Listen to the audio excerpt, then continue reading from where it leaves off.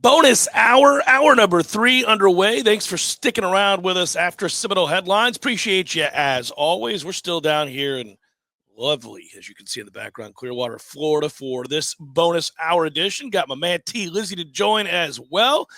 As we enjoy the views, you could too. Our thanks to our friends at Above and Beyond VR. AboveandBeyondVR.com is where you want to go to learn about the properties, of which they have, 30? More than 30? They got a lot. And there's something for everybody. If you're watching on the screen there, you can see the beautiful drone shots from above of the area where we're at and surrounding areas. This is Noles owned and operated, and it allows you to skip the middleman. None of that VRBO and Airbnb middleman fees. And like I said, you could check out the 30-plus units in coastal Pinellas County, everything from beach cottages, quaint beach motels, as well as upscale luxury condos like the one Tom and I are in here. And this is the week. Planning that trip for next month, you want April, you want May, you want to do all of that all the way through 2026. You want to do it this week because it's 15% off if you use the promo code JCS. It's the launch week. It's our new partnership and an opportunity for you to save a lot of money. So take a look at that launch special, JCS, for 15% off. I know a lot of you come down here, Dunedin, Tampa, St. Pete, Clearwater. You want to take a look at these properties and hook up with my friends, Matt and Jen, at Above and Beyond Vacation Rentals. It's a good day. We're still basking in the glow of the news that came down yesterday. Obviously, we're still excited about the prospects for Florida State moving forward. I would note Andy Staples on 3 Zone going to join us here in about 20, 25 minutes. Have him on to talk about this. He wrote a piece yesterday kind of mapping this out. And I thought it was a good piece pointing out that, in essence, no matter what you read here, look, Florida State got what they wanted for the most part. And I will continue to hammer that point home. If you go back to where this thing was before Florida State filed the lawsuit, you were bereft of hope. I was bereft of hope. We were all left wondering, were we shackled to this godforsaken league till 2036? Were we really a brand that would begin to fade because of that relationship, because of that existence, because of that predicament that Florida State and anybody else that had eyes on playing big boy football were stuck in? And the financial ruination that they were facing while those you seek to compete against in the SEC and the Big Ten, the SEC in particular, if you're thinking about recruiting footprint, you realized this is going to be a tough go for Florida State athletics for years and years and years to come unless something changes. Well, that something did change, and it changed significantly in favor of Florida State University yesterday. Now, it did others as well who may have eyes on the same prize. Clemson, North Carolina, we hear Virginia, Miami, and others. Yes, perhaps, but I only care about Florida State. I don't care about those schools. I don't care about anybody else in this sorry-ass league. I care about Florida State, and Florida State got good news. Florida State got good news because it allowed for you to dream again for the first time in a while about the possibilities of competing on an equal footing plane, right? Getting the opportunity to truly put your best out there. Florida State's got heavy lifting to do. They got a lot of work to do. They got to get this first game of the year right. They've got to get all of the renovations done correctly. They've got a lot to pay off in legal fees. They've got an awful lot in general to get right. But you wanted that to a just end. You wanted the opportunity that if they did get their ducks in a row, if they did have their business handled correctly, they could then compete at the highest level and be afforded the best opportunity to annually make the playoff and to perhaps compete for national championships again and to benefit their other sports and to understand that upgrades to other facilities and the like and being able to pay your coaches were all possibilities. And they really weren't long-term if you were stuck here. That was not going to be a reality for Florida State. So Tom and I were talking last night. I know they talked about it on the Smash last night. I know today we talked about it just before this show on Seminole Headlines. And I imagine for the next couple of weeks, this is going to be a topic because what unfolds, Tom, is all of a sudden, like when the burden is lifted, you're free to start thinking, well, what if they want to leave tomorrow? Right. What if they want to leave next year? What are the possibilities if they were contacted?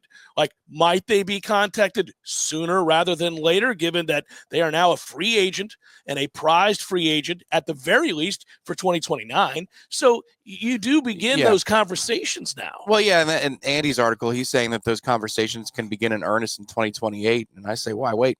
Why wait?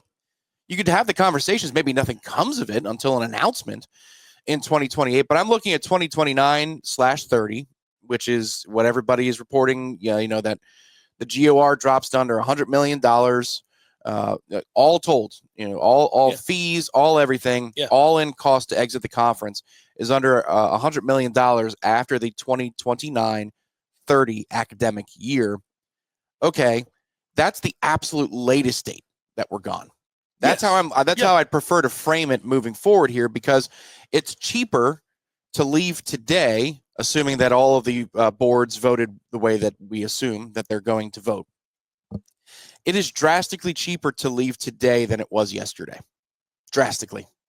The assumption from Florida State is that it was going to cost somewhere between $500 and $700 million all in to leave the ACC with the grant of rights penalty, the exit fee. Before today. Right. Today, it's $200 all in.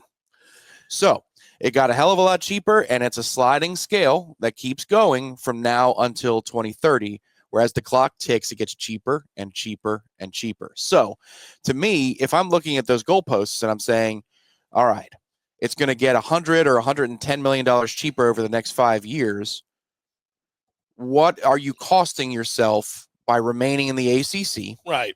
In potential revenue, in potential revenues and or potential at some point, if you're talking about 8 figures, you can get into perception. You can get into path to playoff. You can get into those discussions. You get into recruiting. You get into all of it. Yeah. Is it worth $50 million over 5 years to remain in place, or would you actually rather spend that $50 million over 5 years to be in a better home? You know, like that. Those are the conversations, right? And this is where you can have those conversations openly now with the Big Ten and the SEC. They always had to deny. Those could actually appear in sunshine law, records requests at this point. After today, you don't have to be on a burner phone. You don't have to have a happenstance meeting at a Bed Bath and Beyond. Oh, look fancy at you! To see you there. You're getting you're getting pillow shams as well. Well, how about this? You can now start to have that conversation. I think that gives Florida State a leverage point in the negotiations with the Big Ten and the SEC, because they can also say to the Big Ten and the SEC, you want to give me a half share? Nah, I'm better off staying here right now. Yeah, we're not doing that. You want to come at me with a 70% share to leave next year? I will listen to that. So give me a call back if you find the money to do those things. That's the fun of this now. That it starts to get fun instead of feeling like just an anchor around your ankles. Well, yeah, there's no more slinking around. And I think that will it begets to me a bunch of conversation that is going to become public. I think you're going to start hearing sooner rather than later a buzz about Florida State, Clemson too. Perhaps I don't know Clemson's situation nearly as well as I know Florida State's situation. I know what their reputation is, and I understand the cachet they bring to the table to any conference that would want them as a football program. They are a power. There's no doubt. They've been a dominant power too. Yeah. But I, as far as all the other attributes and the things that schools are, that the conferences are looking for, I don't know.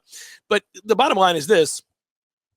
I think that conversation happens sooner rather than later, because while we're getting our ducks in a row, I think Fox and ESPN are getting their ducks in a row. Yeah. And the Big Ten and the SEC, by representation of those two television networks, are, thinking to themselves, well, okay, what does the world look like for the Big Ten if all of a sudden they were to grab? It'd have to be financially viable to do so. But if they were to grab 4 teams in the dead footprint of the SEC in their efforts to complete world domination in college football and have the most assets, thus the biggest television contract, what would it look like if they grabbed Florida State, Clemson, North Carolina, and Miami? What would it look like if all of a sudden they did that, or throw in Virginia, whoever they're looking at? You know what I mean?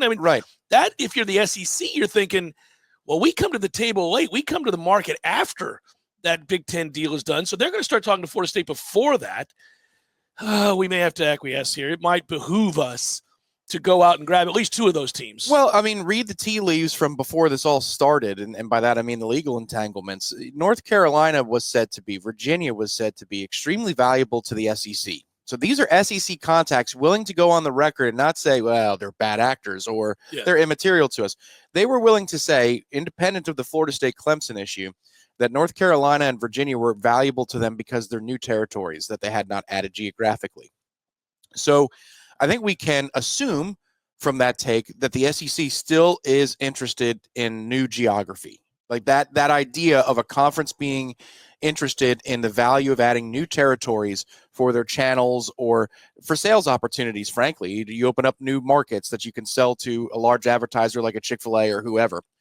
If they're still in that mindset, then wouldn't it follow, logically, that they would want to play geographical defense against the Big Ten? I mean, that's an old talking point again, but I'm trying to prove it, that if they're interested in adding new territory, why wouldn't they be interested in defending territory they already have from the Big Ten? And that's your hope here, because if the SEC is very interested in playing geographical defense, then you can start to have these conversations with the Big Ten now and accelerate this puppy and take your best offer. All of this, we hoped when we had the conversations, really probably right after the Peter Collins Board of Trustees meeting, where he's talking openly on YouTube. The world saw it. That's what began this discussion in earnest, was, oh, well, Florida State's trying to position themselves. And so we rightfully had those conversations even back then. That was one of those deals too, because he came on Warchant TV and we talked with him. Usually in that setting, you come on with Ira and I after speaking at a Board of Trustees, that's when you pull back a little bit. Yeah. And he didn't. No, he didn't pull back. Listen to this guy go, like, here's what you said. What did you mean by that? And essentially his answer was, I meant every word. Like, oh, okay. Well, I've always thought, to me, this just it was not a convoluted issue whatsoever. The money entanglements were problematic, but they were easy to understand. The goals and objectives were come by honestly. I mean, this is a straightforward approach to a discussion which turned into a lawsuit, but it was basically, guys, you understand, meaning the ACC, and we're Florida State. Guys, we're not interested in just getting by. Right. You understand that while this is a great deal for many of the schools in this league, it is not a great deal for us. Yeah. This is a great deal for Wake Forest. And this is not me taking pot shots at those schools, although it's fun. This is a great deal for Pitt and Syracuse and Boston College. It's a great deal for many of the schools in this league that were never going to be part of something big enough to compete with the SEC or the Big Ten financially. They were never going to collectively, without the presence of Florida State, Clemson, to an extent, I guess Miami, just in brand name, Virginia, North Carolina, they were never going to be in a position to make the monies with the television contract that they were making. And if they were to go it alone, remove Florida State and Clemson from this and let those schools try to bargain for a television, they were never going to get close to what they were getting. So they were happy to stand pat, is my point. They didn't want to shake up the apple cart. They're like, hey, nobody notices. We're being overpaid. We could be like those poor teams in the Pac-12 or the Big 12 or some other godforsaken situation like the Grand of Five. Yeah, we talked about this with Boston College specifically. How often do they have meetings with their upper brass and saying, do you think they notice? Yeah, I know. We just keep getting the same amount of money as Florida State. The check cleared again? Yeah. Well, remember we joked about the emails that would go out in mass and they would see one from the ACC. Oh, the kick is up. That's right. We've been CC'd. We're going to a meeting to hear about our death. They're on to us, Bob. What do we do? Don't accept the meeting. Anyhow, we went through all this. But the point was, I think it was straightforward. Florida State just said, look, this can't be. This cannot work for us. Yep. And we're not even trying to be a-holes here. Now, you don't like the message. It's like people breaking up. It's like, I love you and I care about you, but I don't want to be with you anymore. And here's why. And it stings. And you're on the receiving end of this conversation, and it cannot be received well. And it's not going to go well. But I'm telling you, I mean this with no vitriol. This is just has to be what it is. We're going to go our separate ways. Now, let's discuss what that looks like. That's hard. One group's going to be a little bit more pissed than the other. Well, yeah. And the ACC pushed back and was angry because I think they didn't believe Florida State would take it to the hilt. But they did. They did. Well, and they found a couple of things rhetorically that helped, that were very easily consumable pieces of data. And maybe they were exaggerated a little bit. I think that's all part of it. But I don't know. They could have just been straight down the line and fully transparent about it. Either way, when you say that we recoup every year 7% of the conference's television revenue, yet we provide 15% of the value, that is so easy for everybody to understand. Yeah. We are worth more than double of what we are being paid by you. Correct. Very easy. When you're trying to make an argument through the media, and make no mistake, that thing was a scripted back and forth of it's impossible to look. No, they knew what they were doing. They knew the bell that they were ringing. You have to have something so easy for people everywhere, casual watchers, and then in the weeds people to understand 15% versus 7%. We should be getting more money. And in the end, it worked. That's the craziest thing is the ACC, when the word settlement came out yesterday, and that was put in headlines, settlement. You watch the tribal council. Holy crap. It was a nuclear bomb of negativity. How could we settle with these bastards in the ACC? This is unbelievable. But then you realize as details come out, Thamel's talking, and then Andy reports it around 2:15, 2:30 that you could actually pay $200 million like now to leave. And you realize all of the ACC actually came to the table with. Holy crap, Florida State. Like, well done. If I'm Miami today, I'm making a phone call to Florida State and saying, I'll never admit this on the record, but thanks. Good job. Because we play Notre Dame to start this year. We play Florida in the month of September. We're going to be just fine. We had a good ratings year last year. You just made us a whole lot of money, and we did nothing. So thanks, guys. We really appreciate you. Click. Like, that's what Florida State did for so many institutions this year. Yeah, and that kind of sits negatively with me. It bothers me. It's another week that you can wear a "You're Welcome" t-shirt. I know and it doesn't do us any good. And I know the perception from outside of Tallahassee will be, F you, whatever. You can't gloat. You're just part of the bigger problem in college football, blah, blah, blah, blah, blah. Yeah, man, we didn't create that problem. No. We're responding to it. We're responding to the fiefdom of the SEC and the Big Ten, just raiding conferences left and right and upsetting the apple cart aforementioned. It worked. Rattling the cage worked. We had to do what we did. And I feel like Florida State is owed an apology by many writers across this country that followed this story and went after Florida State as if they were the bad actor in college football, as if the Noles were the reason and emblematic of the issues that plague the sport. And in truth, it was reactionary to a larger problem. I wish we could go back in time. I wish that we had never opened up this genie bottle. I wish. Yeah. In terms, I'm not talking about us in the ACC. I'm talking about college football. I would have liked it if we could have sustained the conferences as they were, and we could have kept the traditional rivalries in place, and that the system in place would have only changed to accommodate the payment of athletes, which was always necessary. If you could have done that while protecting the sanctity of, say, the Big 12 or the Pac-12 or the, whatever, I would have been fine with that. But that's not the world that we ended up living in. And so the reaction was, hey, man, we're playing a big game of musical chairs here. And at the end of the day, you better find a chair in a very sweet spot. There's only 2 of them. Yeah. And if you don't, you're going to be on the outside looking in, and you are 100% not going to be able to compete at the highest levels. And that was something that Florida State years and years and years ago said cannot be.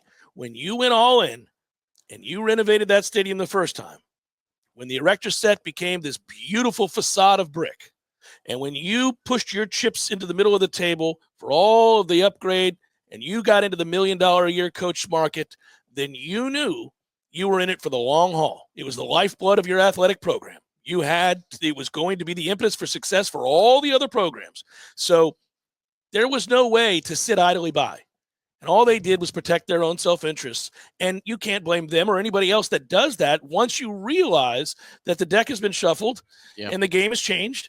And this is all you have left. I mean, we can sit around and lament, as Jim Phillips did, about what's happened to college football.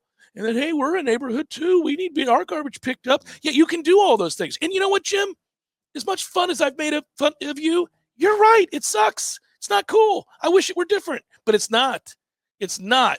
You got to be more assertive and aggressive in those situations. Well, I think history will be kinder to him because the ACC was never going to be a power league long term. It never was, and he had to figure out how to not let it completely dissolve. Yeah, you know, and that was his task. And now we could put our swords down, assuming that it all went through today. But this has been a wild era, and you're right. The moment that Texas, Oklahoma get poached, the moment that those West Coast schools get poached for the Big Ten, we had to act. And yesterday was a bad day. I'm going to keep saying it. Yesterday was a bad day for Rutgers. Yesterday was a bad day for Vandy. Yesterday was a bad day for several institutions in both the SEC and the Big Ten, because now disparate revenue sharing is a thing.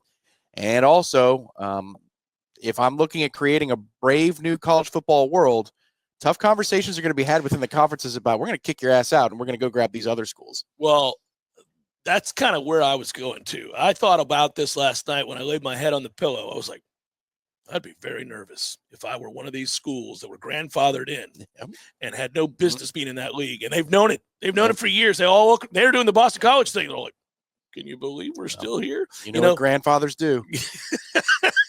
They all pass. Cruel. Oh man, it's a beautiful. I miss you, Pop. I miss you. It's a beautiful day down here in Clearwater.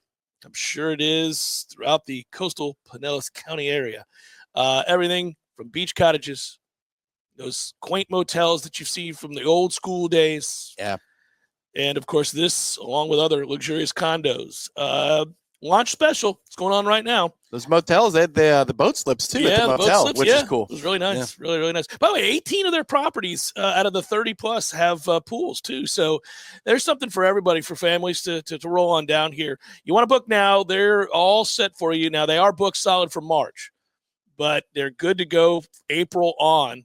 So if you're thinking about coming down, having a beach weekend or just a week with the family, maybe a get together with people from up north, whatever it might be, make sure you go to aboveandbeyondvr.com. Use the promo code JCS. You'll get 15% off right now. That's just for this week. It goes down to 5% after this week. But it's Noles helping Noles, and you're getting rid of that middleman, no VRBO or Airbnb fees. So I would, if you're thinking about doing it, I would do it today. Chef Cameron Show 93.3 Real Talk Radio, Warchant TV. Andy Staples set to join us next. Look forward to talking to him about all of this when we come back. Excited to have this conversation. You see him on the screen. That's my man, Andy Staples, on Three's own. Andy and Ari every day. It's Monday through Thursday. I got that right? Monday through Friday now. Monday through Thursday during the season because we do the after show on Saturday nights. So we moved that Saturday night show to Friday morning. That's where Friday morning, you know, in the off season, things get a little weird usually. I agree. Well, I'm glad we got it right. So there you go. You know Andy Staples, guys. You've been around a long time covering this great game of college football. Andy, you and I have had this conversation, the one we're about to have. Now we have some concrete answers to some things and some other guesses. But we've wondered for a while how this was all going to end. I want to first get your impression for my listeners that don't know or hasn't seen your article, for example, on 3, as to what just took place yesterday with the news that basically, in my opinion, Florida State kind of got everything that they could have asked for. Do you agree? It's interesting because I have people saying, well, no, they wanted to get out immediately and then go to the Big Ten. I'm like, yeah, but that was never going to happen in 2025 or 2020. Like, that wasn't an option because there's no space open in the Big Ten right now. There's no space open in the SEC right now. They're not taking newcomers right now. But what Florida State and Clemson wanted was a number. They wanted to know, what is a number we can pay if we would like to leave the ACC? I think that was the ultimate goal of these lawsuits, to get that number. Now, the fact that Wake Forest and Syracuse and Boston College are going to pay them more while they save up money to then pay that number when the time comes, I think is just a bonus. But yeah, it's really interesting because the ACC clearly kind of leaked this thing out in the morning on Tuesday or on Monday and said, it spun it in a way that made it look like it was a great deal for the ACC. It's not a great deal for the rest of the ACC. It is a great deal for Florida State, for Clemson, for North Carolina, for Miami. It's a fantastic deal for them. It's a pretty terrible deal for everybody else. Florida State argued a long time ago when this first started unfolding, and we saw the shift in college football, and we can all debate whether that was a good thing or a bad thing, but we can't debate that it happened. And so Florida State at some point recognizing that they had to fight on their own behalf to make more money in order to compete long-term with those they seek to compete against in their own footprint. That would be viably the SEC. And obviously they weren't going to be able to do it long-term with the disparity of money annually distributed. And they knew that. And so they went to the league and said, look, we don't want to be a-holes. And I know it's going to come across bad, but we're more. I don't think they said we don't want to be a-holes. I think they were definitely a-holes about it. Like unapologetically, though. No, but hold on, Eddie. Yes, they got there. I agree with you. They eventually said, okay, we are a-holes. I agree that. Yeah. But I want to say they started with just a whisper at Amelia Island, just sort of a, guys, this isn't going to work. This isn't going to work. We're going to need a little more money. And what the ACC say? Go pound sand. You go to hell. We're not giving you any more money. And the other teams in the league who were not as valuable, at least from a brand standpoint, said, yeah, man, we're not giving you any more money. And then FSU went, kind of think you need to. Take a look around. This deal, you couldn't get this deal that we've got now with ESPN if we weren't here. You'd be getting far less. You're Wake Forest. You're Boston College. Nobody cares about you in this sense. And they went, no, we're not doing it. Well, they are doing it. They acquiesced all the way across. They all took a $7 million haircut, Andy. Florida State's going to make a lot more money, which is something they asked for. They get to get out way before 2036. They now, as you just pointed out correctly, and that's the big deal, have a number. I mean, in truth, Andy, what's to keep them from announcing within a year, hey, we're going to the Big Ten, we're going to the SEC in 2027? They could do it if they think it's financially the Big Ten and the SEC would keep them from that, because the problem is they're still under – like they now have to deal with market forces that are beyond their control. Mm-hmm. I don't think that's going to be an issue. There is a universe where in going into 2028 when the Big Ten starts to negotiate its next deal, its potential network partners go, you know what? We're not really incentivized to give you a ton more money. And the schools go, well, we don't want to share and take less, so we're not going to add anybody. But I'd say it's more likely that in 2028, the Big Ten goes to its potential network partners and they say, you know what? Your product is still not as good as the SEC's 16-team product. You probably need to add a couple stronger football programs to your offering, because that would make this inventory a lot better. And if that's what happens, which I suspect is what's going to happen, then all of a sudden the Big Ten will be in need of some better football inventory. And how do you get that? You get it by adding Florida State, by adding Clemson. If Miami's kicking ass at the time and you want to go big, you could talk about Miami. You can talk about North Carolina, because North Carolina is a brand that the Big Ten's always coveted, and actually the SEC has too. And then you get into some really interesting stuff, because if the Big Ten is then going to consider taking teams from the South, what do you do if you're the SEC? Do you preemptively move to block them to defend your footprint? Because the SEC's contract doesn't run out until 2034. So they're not really incentivized to do anything, to add anybody. But if the wind is changing, they have to deal with that. And the other thing, I would watch this, Jeff. Watch that NFL game on Netflix. I don't mean you have to watch it. I mean, watch how it performs. Yes. Watch how the Thursday Night Football on Amazon Prime performs. Watch how the new NBA contract with Amazon Prime, which starts next season, performs. Because if those entities are happy with what they're getting out of live sports, then there's a chance that they're bidders next time around. Because the Big Ten and the SEC is the only thing that those entities are really going to bid on in a meaningful way. I know there was talk of an Apple TV Pac-12 deal that when they were trying to save the Pac-12, but that's not what I'm talking about. I'm talking about the stuff that the NFL and the NBA get. Like, the only college football entities that are going to get that are the SEC and the Big Ten. And if I'm Netflix and live sports is working out for me, like the Jake Paul, Mike Tyson fight, the NFL game that they're doing now, if that suddenly is something that I feel like works well for me, then it is something I would consider come 2030. Like I would consider putting in a big bid for the Big Ten. And, Fox and the Big Ten are tied at the hip. But Fox has shown it's willing to sell inventory for the highest bidder. I mean, they're sharing with CBS and NBC right now.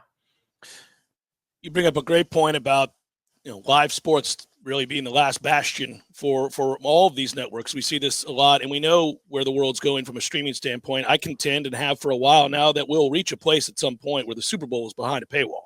I mean, this is where they're going at some point. We already get Christmas. I mean, it's going to be on ESPN soon, so that's the first step of that. So yeah, it's going to happen, and so that's what you're looking at. That's the landscape. So if you're Florida State, there is a bit of a gamble to this, but there's less of a gamble because the other schools are going to give you more money while you wait. They're going to help you save up to leave if you're going to leave. If the market is flat and you can't leave, you still got more money. The gap is not as bad. The gap's going to be bad.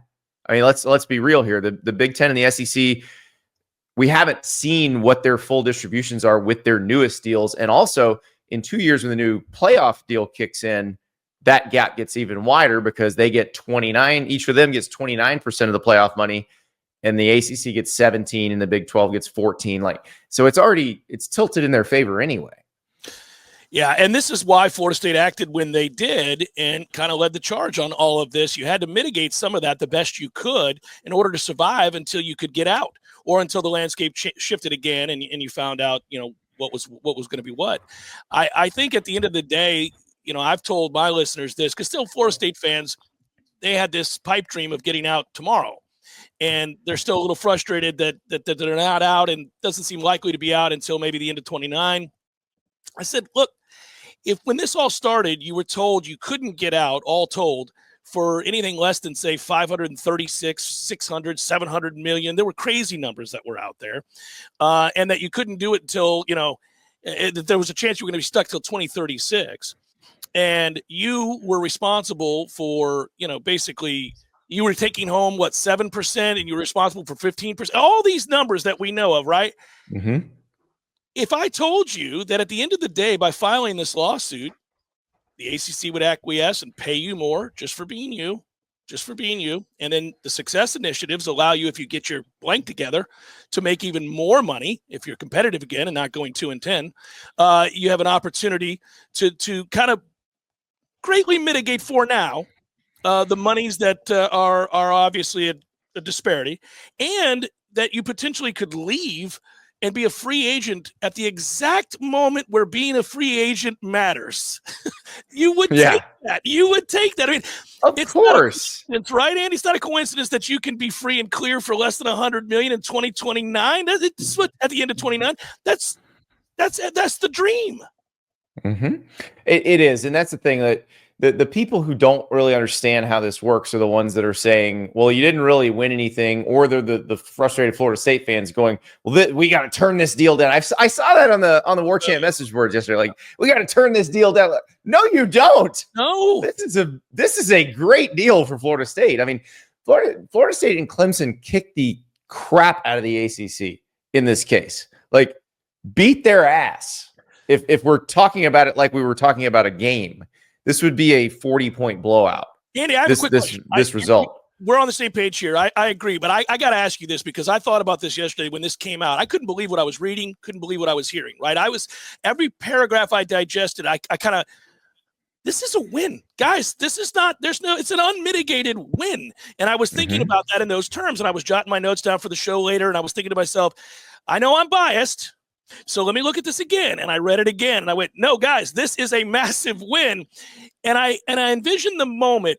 When was it, do you think? Was it the announcement about the lawsuit going forward in Florida? When was the moment that the lawyers had to tell Jim Phillips and the ACC, we could lose?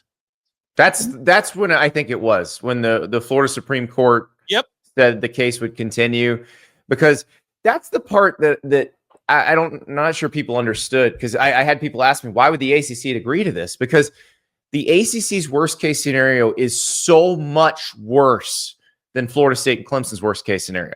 Like, Florida State and Clemson's worst case scenario is you spend some money on lawyers and you're stuck in the ACC till 2036 at a revenue share that you find unacceptable.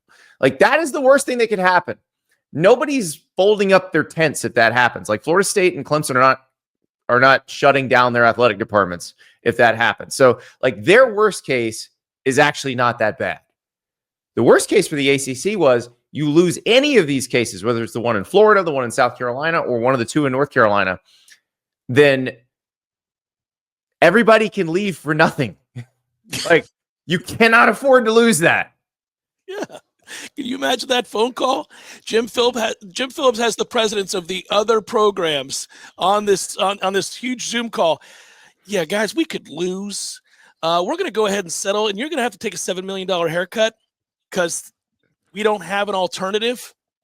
Yeah, and I'm sure the presidents of Boston College and Wake Forest and Syracuse were not pleased by any of this. They fought back against it when this was just an ask and not a demand in court. So I'm sure they weren't thrilled, but they're not stupid. They understand that the longer they can be with this group, and they're still, again, this gives them a chance, albeit small, that if the market is flat in 2030, that this group stays together another 6 years. I don't think that's what's going to happen, but it does give them that chance where, before there's probably no chance. So that's what you got to do. And then it also gives them time, because remember, the Big 12 contract ends in 2031. I think there's a merger to be talked about between who's left in the ACC and the Big 12, because then what you've got is a bunch of very similar programs. And the Big 12 strength, because it's funny, because the Big 12 for years was the most dramatic conference. There was always somebody sniping at somebody else. And a lot of it was because there were some serious haves and serious have-nots. And now the Big 12, everybody's basically the same. And that is its weakness in terms of negotiating with the SEC and the Big 10 for more money in the CFP, but it's its strength in terms of staying together. There's nobody trying to get out because everybody's happy. Yeah. So that's the thing that I think will be interesting, because right now you've got Florida State, Clemson, North Carolina. We'll see about Miami, but I think Miami, if they keep playing well in football, can be one of these that has a chance to get out. And then I kind of wonder about Georgia Tech as well. Atlanta would be huge for the Big Ten. Yeah, if they keep getting better. But it's not a huge group that has a chance. Like, if we were going down into the league more, the SEC's talking about wanting Virginia. That's more of a prestige play. I actually think NC State and Virginia Tech would be better fits culturally in the SEC. But the question is, like, where do they rate on that scale? Louisville's going to be good at football. Like, can they get into the group? I don't think there's that many spots. I really don't. I think we're talking about 4 at most.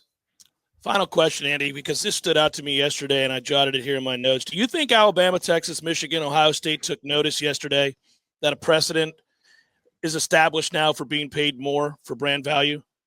Like, if I'm Georgia, I'm like, why is Andy? Why? You know what I mean? Nope. Because they're not stupid. Every time unequal revenue sharing has happened in college sports, it has ripped apart the conference. Every single time. Do they care if Andy's pissed? They care if their conference is stable and happy. Like, I know everybody thinks the SEC is just going to boot Vanderbilt and the Big Ten's just going to not picking on Vandy, boot Purdue. Yeah, but Rutgers, what are we doing? If you're in the club, you're in the club. Everybody from outside the club thinks that Mississippi State's going to get kicked out so they can get into the club. That's not how it works. They're already in. So suck it up. They're in. They're not leaving. I don't care if it happens or not. I just always think it's funny that, I've thought for years that Boston College in this deal was kind of looking around going, they're still paying us. They don't know. Listen, I guarantee you that they would never say that publicly, but there are administrators at all of those schools that are like, you know what? 6 more years of this. Let's go. Yeah. Come we on. won the lottery. Andy Staples, thank you, brothers. Appreciate it so much. Obviously, you guys can find Andy on On3. He's great always and made time for us today, and I appreciate that. Be well, good sir. Thanks, Jeff. Yep, good talking to you. Andy Staples, kind enough to join us this morning here as we broadcast live from Clearwater. Good day indeed. Fun conversation. More of the Jeff Cameron Show. We'll react to that in a moment. 93.3 Real Talk Radio Warchant. Our thanks to Andy Staples. Joined us this morning as we recorded that interview. It's been a busy time for him too, and for all of us covering this story. This has been so fun. I can't believe, Tom, how straightforward this all played out. I mean, you heard it there in the conversation. I was curious. I read his piece yesterday, but I was curious, with time to think about this. Was there anything we were missing? And I'll be honest with you, it doesn't sound like it. I think you can hear from his conversation and his talking points like, look, man, Florida State kind of got exactly what they wanted. Yeah, there's a little bit of risk involved still, but along with the rest of us, understand that, He called it a blowout, and he said ACC and Clemson registered a blowout. I would say that Clemson entered the game in the second half. We started the game. We're going to be touchy-feely about this for a while because we started the game. Yes, we invented this situation. Hey, man, I'm going to be an elephant about this moment in our history. Because there are some things that you heard old men like Earl at Corner Pocket, speak on Florida State's history with Florida in the 50s and the 60s. Yeah. And you're like, man, you're holding on to that particular gripe. That's going to be me when I'm 80 and 90 years old talking about Florida State led the charge. Don't let the history books tell you any different. Well, that's true. That Clemson worked with Florida State step by. No, they did not. They came in much later. They wanted to see how the water was, what the temperature was. They did dip their toes, unlike North Carolina, unlike Miami. So they do get credit, but they don't get as much credit as we do for this moment. They don't. And we can proudly beat our chest about that. I will say, if I'm being completely objective, if I'm North Carolina, I would have done exactly what they did. Sure. I'm not saying it wasn't smart. Yeah, they're saying, the best part about it is they acknowledge it in their own emails. Right. Yeah, yes. That's hilarious. They're like, ooh, I like the way this is going. This is not old school Wedding Crashers, something that came out 20 years ago now. Which is great. You're leaving me in the trenches taking the grenades, John. Like, that's what we're lobbing and yelling up to North Carolina. And they're like, you're doing good. It's great. You're doing great. Hang in there. Keep going. Yeah, that's right. Yeah, I'm going to throw you down a water. Yeah. The one thing that I thought, and we'll see, Andy seems very confident that neither of these two conferences want to act before 2030. I'm not so sure. Well, I think the fear of the other might drive them to act sooner, and that's my hypothesis. I was hoping that, as I thought about it, what he said is true in principle. Like, they have no reason right now, just on its face, given that their contracts aren't up to be renewed, Big Ten until the end of 29. So they don't have to act. But I thought about that too. Like, if you're the SEC and you really are concerned that the Big Ten might plant a flag and grab North Carolina, which the SEC's always wanted, and Florida State. Right. And then who knows, Clemson and Miami, like he said. Yeah. Long term, if the goal is world domination in college athletics and having the most amount of assets and thus the best television contracts, or whatever it looks like in the future, then you would want to grab those assets. Yeah, the thing is, to me, let's just argue in a hypothetical that North Carolina is the golden goose because it would be new territory to the SEC and its academic profile. It's also one of the fastest growing states in the country. Exactly. So let's just say, for argument's sake, that they're right and North Carolina is the golden goose. If you move on the chessboard that one time just for North Carolina, you're going to do other things. Like, maybe they're the conversation starter. Maybe that's true. And, these two power conferences are looking to land North Carolina. You're not going to stop there. If you take that step to go grab a team from the ACC, you're not going to stop at one. Look at the Pac-12 for an example. They didn't just go grab 2 teams. They grabbed 4 in the Big Ten. It was a dissolving conference, but I think the ACC is about to be a dissolving conference. That was the fun part of the conversation, right? Like, what does the ACC do next? I think he's right. It's smart. If Jim Phillips can get together with the Big 12 and say, let's merge, you actually have a fun conference. Yeah. I mean, there's enough there. There's enough meat on the bone where that could be interesting. Well, you can go back to a Warchant roundtable from years and years ago in which I said Jim Phillips should call the Pac-12 immediately and have a coast-to-coast conference. I wish I was in the room with him. That would have been difficult, and I think they did think about it. They should have tried very hard and leaked it to the press. It's already a problem though right now. Like, did you see UCLA complaining the other day about their Big Ten schedule? He's like, this is not going to get it done, guys. Go ahead and leave. Well, right, they don't have a choice, but right. but it was less than ideal. Big 12 ACC a little bit different. Good work, sir. Thanks for watching the bonus hour. Of course, we'll be back with you tomorrow. Until then, be good. Peace.